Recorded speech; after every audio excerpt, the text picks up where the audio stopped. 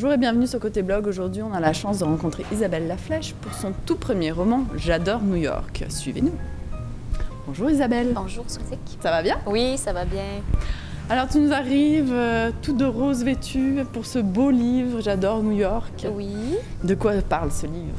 C'est l'histoire de Catherine Lambert, une avocate française qui a demandé un transfert à son bureau new-yorkais. Et en cours de route, il y a des remises en question. Elle commence à réaliser que sa passion pour la mode l'entraîne dans peut-être des situations cocasses où elle prend des décisions qui sont peut-être contraires à ce qu'une avocate dans un grand cabinet devrait faire. Alors, au fil du roman, on suit Catherine dans ses aventures dans le cabinet et aussi dans ses remises en question au niveau professionnel. La naissance de J'adore New York a toute une historique, un conte de fées. Est-ce que tu pourrais nous en parler? Oui, bien sûr.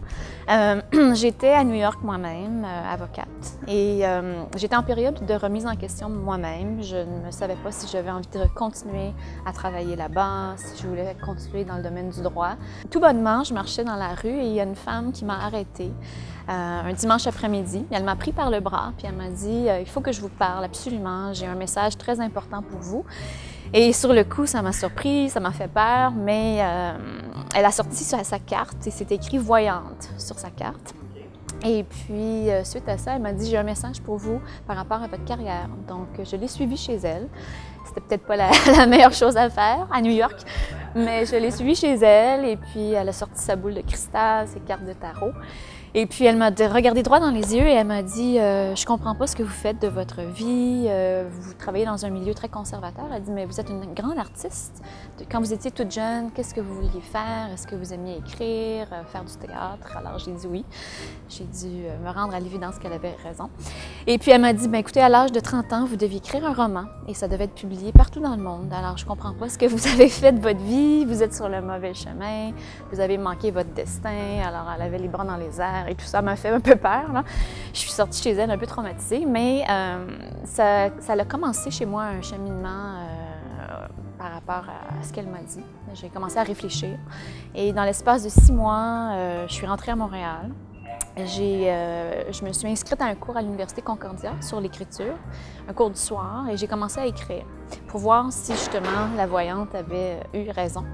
Et finalement, j'ai eu beaucoup de bons feedbacks, mais les gens dans ma classe me donnaient beaucoup de bons commentaires sur l'écriture et puis même le professeur aussi. Donc c'est ça qui m'a donné la confiance de m'asseoir et d'essayer d'écrire un roman.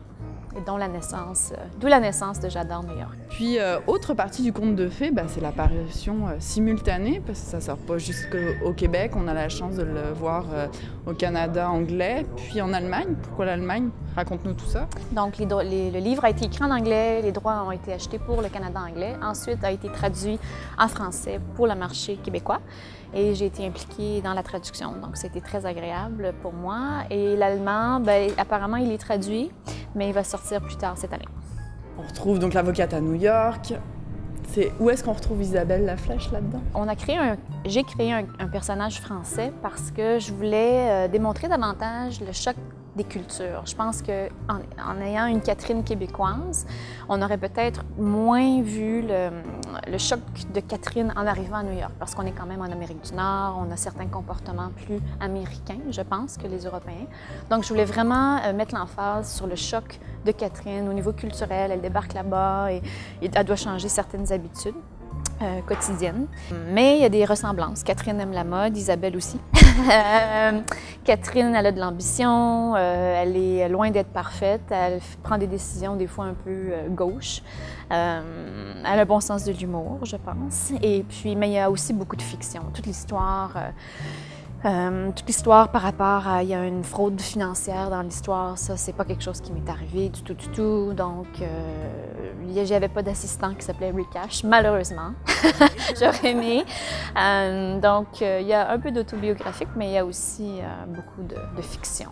Ouais. Pour revenir au parcours, donc avocate Montréal, Toronto, New York, vous revenez à Montréal, là, vous vous êtes lancé dans l'écriture, vous êtes dans l'édition aussi maintenant. Où est-ce que ça va venir tout ça? Est-ce qu'on va continuer à vous voir dans les livres? J'espère. J'ai envie de faire renaître Catherine et Recash. Recash. Oui, en fait, ça me travaille beaucoup. J'essaie j'ai des idées. J'ai l'intention de recommencer cet été avec... Oui, ça va être la suite de J'adore New York.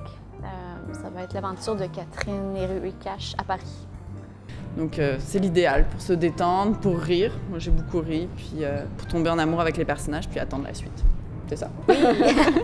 Un petit dernier mot pour les blogueurs. J'ai bien hâte que Catherine soit dans vos salons et dans vos librairies, vos bibliothèques. Et puis j'espère que vous allez passer un très bel été.